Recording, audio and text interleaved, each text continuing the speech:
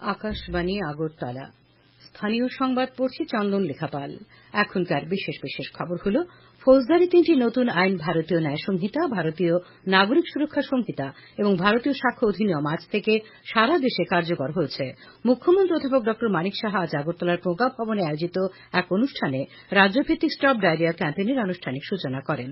অর্থমন্ত্রী প্রণজিৎ সিংহ রায় বলেছেন, খুব শীঘ্রই মৈত্রী সেতুর মাধ্যমে চট্টগ্রাম বন্দরকে ব্যবহার করে ভারত ও বাংলাদেশের মধ্যে পণ্য আদান প্রদান শুরু হবে। রাজ্যের সব পঞ্চায়েত অফিস আজ থেকে এই অফিসে রূপান্তরিত হল। ঘরোয়া তৃতীয় ডিভিশন লীগ ফুটবল প্রতিযোগিতার 2টি খেলায় আজ সরোজ সংঘ ইকফাই ফুটবল ক্লাব জয়লাভ করেছে। এবারে আসছি বিস্তারিত সংবাদে। ফৌজদারি 3টি নতুন আইন ভারতীয় ন্যায় সংহিতা, ভারতীয় নাগরিক সুরক্ষা সংহিতা এবং ভারতীয় সাক্ষ্য অধিনিয়ম আজ থেকে সারা দেশে কার্যকর হয়েছে। নতুন এই আইনের লক্ষ্য হচ্ছে দেশের ফৌজদারি বিচার ব্যবস্থার আধুনিকীকরণ, বিচার প্রক্রিয়াকে ত্বরান্বিত করা এবং ক্ষতিগ্রস্তদের সুরক্ষা নিশ্চিত করা। এই 3টি নতুন আইনে নারী ও শিশু সহ সকল স্তরের জনগণের বিরুদ্ধে সংঘটিত অপরাধ দূরীকরণকে অগ্রাধিকার দেওয়া হয়েছে। কেন্দ্রীয় স্বরাষ্ট্রমন্ত্রী অমিত শাহ বলেছেন যে আজ থেকে এই 3টি আইন কার্যকর হওয়ায় দেশের ফৌজদারি বিচার ব্যবস্থা আরও আধুনিক হবে। তিনি বলেন, ফৌজদারি বিচার ব্যবস্থা এখন সম্পূর্ণ দেশীয় এবং স্বাধীনতার পরে ভারতীয় নীতিমালার সঙ্গে জড়িত। নতুন দিল্লিতে 3টি ফৌজদারি আইন সম্পর্কে সংবাদ মাধ্যমকে শ্রী শাহ বলেন, নতুন আইন দ্রুত বিচার এবং বিচার প্রার্থীদের অধিকার নিশ্চিত করবে। স্বরাষ্ট্রমন্ত্রী বলেন, নতুন আইনে নারী ও শিশু নির্যাতনকে অগ্রাধিকার দেওয়া হচ্ছে। তিনি আরও জানান, গণধর্ষণের অপরাধে এখন 20 বছরের কারাদণ্ড বা যাবজ্জীবন কারাদণ্ড হতে পারে এবং নাবালিকা ধর্ষণে মৃত্যুদণ্ড হবে। শ্রী শাহ বিরোধীদের নিন্দা করে অভিযোগ করেছেন যে তারা এই আইন সম্পর্কে মিথ্যা প্রচার করছে। মুখ্যমন্ত্রী অধ্যাপক ড মানিক সাহা আগরতলার প্রজ্ঞা ভবনে আয়োজিত এক অনুষ্ঠানে রাজ্যভিত্তিক স্টপ ডায়রিয়া ক্যাম্পেইনের আনুষ্ঠানিক সূচনা করেন। তিনি বলেন, পেটের রোগ ডায়রিয়া প্রতিরোধে পরিষ্কার পরিচ্ছন্নতার বিষয়ে সবাইকে সচেতন হতে হবে। ডায়রিয়া রোগ থেকে শিশুদের রক্ষা করতে হলে মা ও শিশুর স্বাস্থ্যবিধির উপর বিশেষ নজর দিতে হবে। গ্রামীণ এলাকার জনগণের কাছে স্বাস্থ্য সচেতনতার বিষয়টি পৌঁছে দেওয়ার জন্য অঙ্গনওয়াড়ি কর্মী ও আশাকর্মীদের দায়িত্ব নিতে হবে। মুখ্যমন্ত্রী বলেন, রাষ্ট্রীয় বাল শিশু স্বাস্থ্য কার্যক্রম কর্মসূচিতে সদ্যজাত থেকে 18 বছর বয়স পর্যন্ত শিশু কিশোর কিশোরীদের জন্মগত শারীরিক ত্রুটি, দেরিতে বেড়ে ওঠা হৃদরোগ ইত্যাদি বিনামূল্যে চিকিৎসা প্রদান করা হয়। গত 10ই মে চেন্নাইয়ের অ্যাপোলো হাসপাতালের সঙ্গে রাজ্য সরকারের একটি মৌ স্বাক্ষরিত হয়েছে।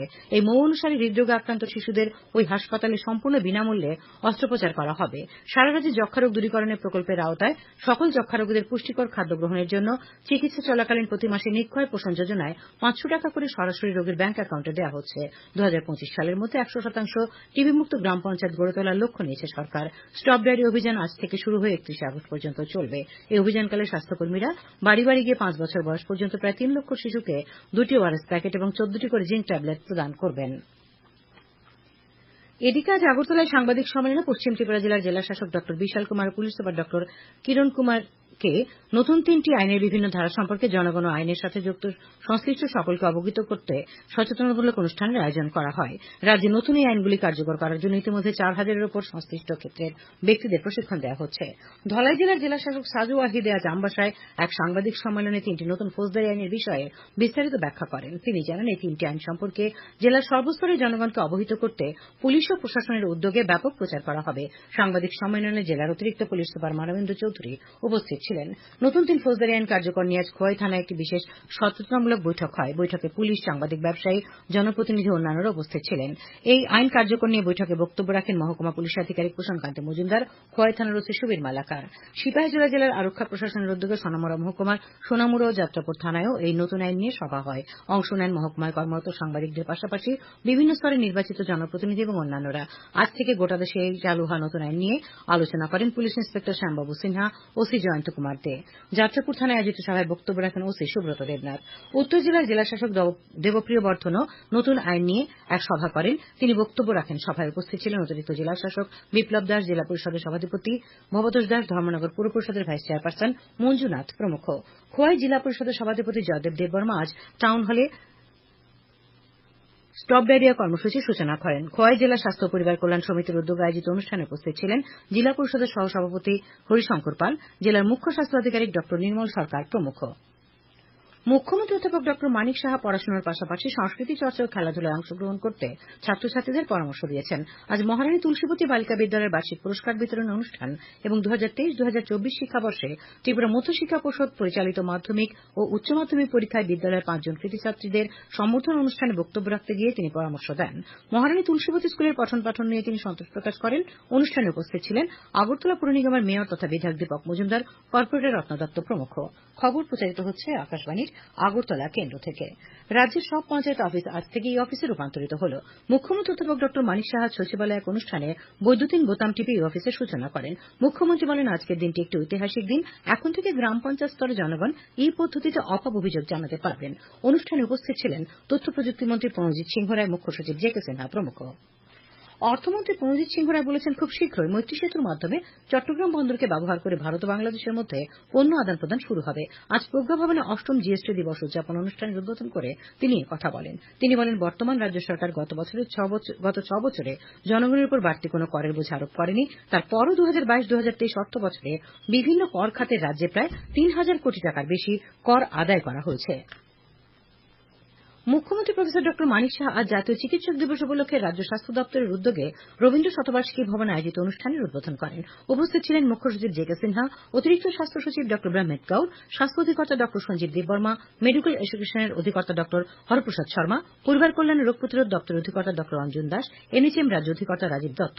শুরুতেই ডক্টর বিধানচন্দ্র রায়ের প্রতিকৃতিতে ফুলমালা দিয়ে শ্রদ্ধা জানান মুখ্যমন্ত্রী সহ অন্যান্য অতিথিরা। অনুষ্ঠানে 10 জন প্রবীণ চিকিৎসককে সম্বর্ধনা জানানো হয়। এদিকে প্রধানমন্ত্রী নরেন্দ্র মোদী চিকিৎসক দিবস উপলক্ষে সমস্ত চিকিৎসকদের শুভেচ্ছা জানিয়েছেন। সামাজিক মাধ্যমে প্রধানমন্ত্রী বলেছেন, ভারতের স্বাস্থ্য পরিকাঠামোর উন্নয়ন এবং চিকিৎসকদের তাদের প্রাপ্য সম্মান নিশ্চিত করতে সরকার সম্পূর্ণরূপে প্রতিশ্রুতিবদ্ধ। কমলপুর মহকুমার কচুছড়ায় আজ টিএসআর তৃতীয় বাহিনীর 28তম প্রতিষ্ঠা দিবস উদযাপন করা হয়। অনুষ্ঠানের উদ্বোধন করেন আইজিপি টিএসআর কেরি মারাক। অনুষ্ঠানের শুরুতেই শহীদদের স্মৃতির প্রতি শ্রদ্ধা নিবেদন করা হয়। আয়োজন করা হয় মেগা রক্তদান শিবিরের। টিএসআর জওয়ান এবং তাদের পরিবার পরিজনদের মোট 107 জন স্বেচ্ছায় রক্তদান করেন। অনুষ্ঠানে বাহিনী শহীদ জওয়ানদের পরিবারের সদস্যদের সম্মান জানানো হয়। এলাকার খেলোয়াড়দের মধ্যে ক্রীড়া সরঞ্জাম ও দুস্থদের মধ্যে কম্বল বিতরণ করা হয়। অনুষ্ঠানে একটি প্রদর্শনীর আয়োজন করা হয়। অতিথিরা বৃক্ষরোপণও করেন। অনুষ্ঠানে বক্তব্য রাখতে গিয়ে আইজিপি টিএসআর কেরি মারাক বলেন, একটা সময় এই সমস্ত এলাকায় সন্ত্রাসবাদীদের ব্যাপক দৌরাত্ম্য ছিল, কিন্তু এই বাহিনী প্রতিষ্ঠিত হওয়ার পর কমলপুরের বিস্তীর্ণ এলাকায় শান্তি ফিরে এসেছে। অনুষ্ঠানে উপস্থিত ছিলেন ধলাই জেলার পুলিশ সুপার অবিনাশ রায়, বাহিনীর কমান্ডার বিনয় কিশোর দেববর্মা প্রমুখ। কৈলাসহরের ঊনকোটি কলাক্ষেত্রে আজ বিদ্যালয় শিক্ষা দপ্তর আয়োজিত অনুষ্ঠানের মধ্য দিয়ে শিক্ষণ ও শিক্ষা সহায়ক সামগ্রী বিতরণ করা হয়। যুব বিষয়ক ও ক্রীড়ামন্ত্রী টিঙ্কু রায় এই কর্মসূচির আনুষ্ঠানিক উদ্বোধন করেন। তিনি বলেন, খুব শীঘ্রই রাজ্যের স্কুলগুলিতে খেলার সামগ্রী বিতরণ করা হবে। শিক্ষার পাশাপাশি খেলাধুলার উপর গুরুত্ব দিচ্ছে রাজ্য সরকার। আজকের অনুষ্ঠানে ঊনকোটি জেলা পরিষদের সহসভাধিপতি শ্যামল দাস, জেলা শাসক দিলীপ কুমার চাকমা প্রমুখ বক্তব্য রাখেন। অনুষ্ঠানে সভানেত্রী ছিলেন কৈলাসহর পুর পরিষদের চেয়ারপারসন চপলা রানী দেবরায়। এখানে স্কুল পড়ুয়াদের স্কুল ব্যাগ, প্রাইমারি স্কুলের শিক্ষক শিক্ষিকাদের অ্যান্ড্রয়েড ট্যাবলেট এবং শিক্ষা সামগ্রী বিতরণ করা হয়। বড়জলার মধ্যভবন উচ্চ বিদ্যালয়ের কাজ দ্বাদশ শ্রেণীতে উত্তীর্ণ করা হয়েছে। এই উপলক্ষে আয়োজিত অনুষ্ঠানে উপস্থিত ছিলেন প্রাক্তন বিধায়ক ডক্টর দিলীপ দাস এবং খাদি বোর্ডের প্রাক্তন চেয়ারম্যান রাজীব ভট্টাচার্য। টিওয়াইএফ জম্পু জেলা মহকুমা কমিটির পক্ষ থেকে 5 দফা দাবিতে আজ জম্পু জেলার মহকুমা শাসক সুমিত কুমার পান্ডের কাছে ডেপুটেশন দেওয়া হয়। উল্লেখযোগ্য দাবিগুলো হল জম্পু জেলার সদর এলাকায় ডিগ্রি কলেজ স্থাপন, এডিসির হাতে অধিক ক্ষমতা প্রদান এবং বিভিন্ন সরকারি দপ্তরের শূন্য পদগুলি পূরণ করা। কর্মসূচিতে উপস্থিত ছিলেন প্রাক্তন এমডিসি রমেন্দ্র দেববর্মা, টিওয়াইএফ নেতা রঞ্জন দেববর্মা, মুকেশ দেববর্মা, জীবন দেববর্মা প্রমুখ। ঊনকোটি জেলা কৃষি বিজ্ঞান কেন্দ্র বা কেভিকের উদ্যোগে আজ কৈলাসহর শ্রীরামপুর স্বামী বিবেকানন্দ ভবনে এক অনুষ্ঠানে 8 ধরনের বীজ বিতরণ করা হয়। এতে 900 জন কৃষক উপকৃত হয়েছেন। এই কর্মসূচির উদ্বোধন করেন সমাজ কল্যাণ ও সমাজ শিক্ষামন্ত্রী টিঙ্কু রায়। উপস্থিত ছিলেন ঊনকোটি জেলা পরিষদের সহসভাধিপতি শ্যামল দাস, কেভিকের বরিষ্ঠ বিজ্ঞানী বিশ্বজিৎ বল, উদ্যানবিদ ডক্টর রতন দাস, অবসরপ্রাপ্ত কৃষি তত্ত্বাবধায়ক প্রতাপ চন্দ্র দাস প্রমুখ। খেলার খবর। ঘরোয়া তৃতীয় ডিভিশন লীগ ফুটবল প্রতিযোগিতার 2টি খেলায় আজ শরৎ সংঘ ইকফাই ফুটবল ক্লাব জয়লাভ করেছে। উমাকান্ত মিনি স্টেডিয়ামে অনুষ্ঠিত খেলায় শরৎ সংঘ 2-0 গোলে বিবেকানন্দ ক্লাবকে হারিয়ে দেয়। একই মাঠে অপর খেলায় ইকফাই ফুটবল ক্লাব 5-0 গোলে উমাকান্ত কোচিং সেন্টারকে হারিয়েছে। আবহাওয়া। আগামী 24 ঘণ্টায় রাজ্যের ধলাই এবং গোমতী জেলায় বিক্ষিপ্তভাবে প্রবল বর্ষণের সতর্কবার্তা জারি করা হয়েছে। রাজ্যের অন্যান্য সব জেলায় বিক্ষিপ্তভাবে ভারী থেকে অতি ভারী বৃষ্টি হতে পারে। উত্তর পূর্ব আসাম এবং তার পার্শ্ববর্তী অঞ্চলে ঘূর্ণাবর্ত পুরোপুরি বর্ষার কারণে এই বৃষ্টি বলে আবহাওয়া দপ্তর জানিয়েছে। আজ সকাল 1:30টা থেকে বেলা 2:30 পর্যন্ত আগরতলা বিমানবন্দর এলাকায় বৃষ্টি হয়েছে 34.4 মিলিমিটার। গত 24 ঘন্টায় বৃষ্টি হয়েছে 42.4 মিলিমিটার। আগামীকাল তাপমাত্রা থাকবে সর্বোচ্চ 30 ডিগ্রি সেলসিয়াস এবং সর্বনিম্ন 26 ডিগ্রি সেলসিয়াসের কাছাকাছি।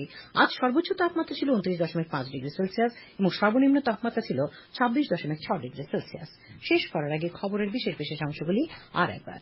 ফৌজদারি 3টি নতুন আইন ভারতীয় ন্যায় সংহিতা, ভারতীয় নাগরিক সুরক্ষা সংহিতা এবং ভারতীয় সাক্ষ্য অধিনিয়ম আজ থেকে সারা দেশে কার্যকর হয়েছে। মুখ্যমন্ত্রী অধ্যাপক ড মানিক সাহা আগরতলার প্রজ্ঞা ভবনে এক অনুষ্ঠানে রাজ্যভিত্তিক স্টপ ডায়রিয়া ক্যাম্পেইনের সূচনা করেন। অর্থমন্ত্রী প্রণজিৎ সিংহ রায় বলেছেন, খুব শীঘ্রই মৈত্রী সেতুর মাধ্যমে ভারত ও বাংলাদেশের মধ্যে পণ্য আদান প্রদান শুরু হবে। রাজ্যের সব পঞ্চায়েত অফিস আজ থেকে এই অফিসে রূপান্তরিত হল। ঘরোয়া তৃতীয় ডিভিশন লীগ ফুটবল প্রতিযোগিতার 2টি খেলায় আজ সরসংঘ ইকরাই ফুটবল ক্লাব জয়লাভ করেছে। স্থানীয় সংবাদ আজকের মতো এখানেই শেষ হল।